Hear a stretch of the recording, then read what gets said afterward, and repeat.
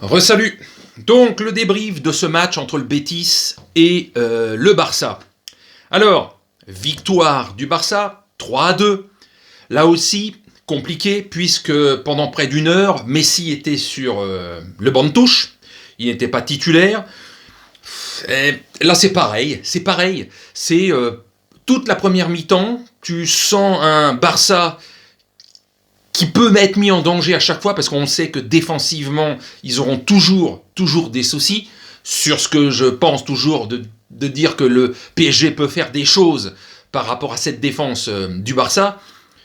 Offensivement, quand il manque votre meilleur joueur, parce que incontestablement c'est votre meilleur joueur Messi, le placement c'était bizarre, c'était au lieu de mettre Griezmann à la place plus ou moins de Messi, c'est-à-dire derrière l'attaquant, derrière les principaux offensifs, il le mettait attaquant pur, on va dire, l'entraîneur. Et donc, ça apportait pas de danger, parce que Riqui Puig, peut-être, est un peu tendre pour créer vraiment le jeu.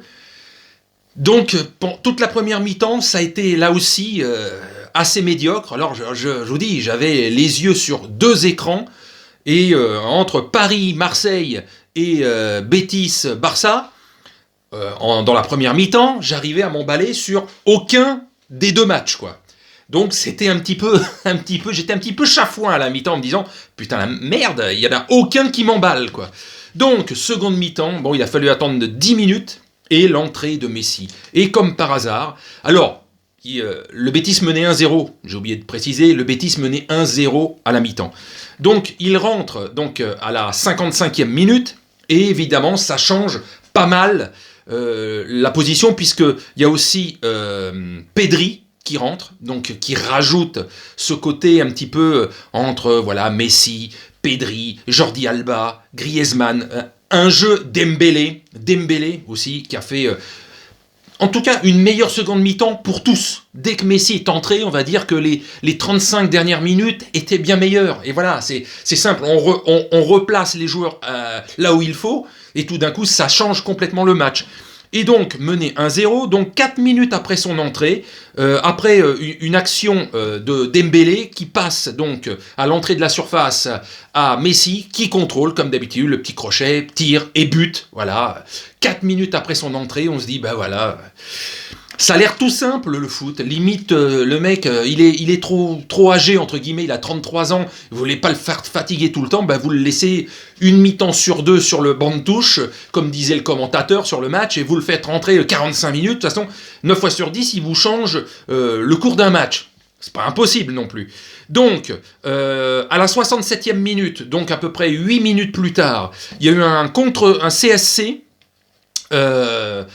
parce qu'en fait il y a une action entre Messi qui lance Jordi Alba, qui centre, et t'as Griezmann qui veut reprendre, mais c'est comme s'il se faisait un passement de jambes à lui tout seul, alors qu'il est tout seul devant le but, à 2 mètres du but, et en fait il remet le ballon d'une petite talonnade, on ne sait pas ce qu'il a voulu faire, vers l'arrière, mais vers l'arrière, à 50 cm de lui, il y a le défenseur, enfin un des joueurs du Betis, qui contre le ballon et qui le remet dans les buts, quoi. Donc le but, un peu gag, un peu con, mais bon, voilà, tu sens que, en plus, Griezmann commence à réavoir de la chance.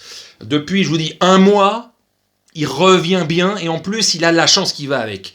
Donc là aussi, la défense, c'est un risque, parce que justement, le Betis va égaliser à deux partout sur un beau coup franc tiré par Fekir, et reprise de la tête de Victor Ruiz, le même qui a marqué le but contre son camp quelques minutes auparavant. Et donc une belle tête vraiment fouettée, bam, pleine lucarne, donc un beau but là.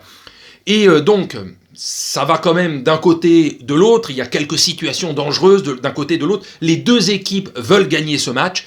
Et il faudra attendre la 86e minute sur donc encore une action sur le côté de Dembélé, un ballon qui navigue un petit peu devant la surface de réparation, enfin dans l'angle de la surface. T'as Trincao qui reprend le ballon, qui fait un léger petit crochet, boum, tire, et pleine lucarne là aussi, et donc but de la victoire. Alors, simple, Paris peut faire des dégâts à cette équipe parce que la défense, elle est friable. Franchement, on sait que n'importe qui peut marquer des buts à cette défense du Barça. Mais quand Messi, Dembélé, Griezmann, Jordi Alba sont en forme, ça peut faire des dégâts. Donc, je reste persuadé que c'est vraiment ce match, dans à peine 9 jours, ce match aller, c'est vraiment du 50-50. Parce que ni Paris, ni le Barça ne m'ont vraiment totalement convaincu l'un ou l'autre pour dire on est largement supérieur à l'autre équipe. Aucune des deux. Bon, enfin, avec ce côté-là, le Barça revient donc deuxième du championnat ex-aequo avec le Real, mais une meilleure différence de but. Voilà, sur ce, je vous salue et à tous, bonne nuit.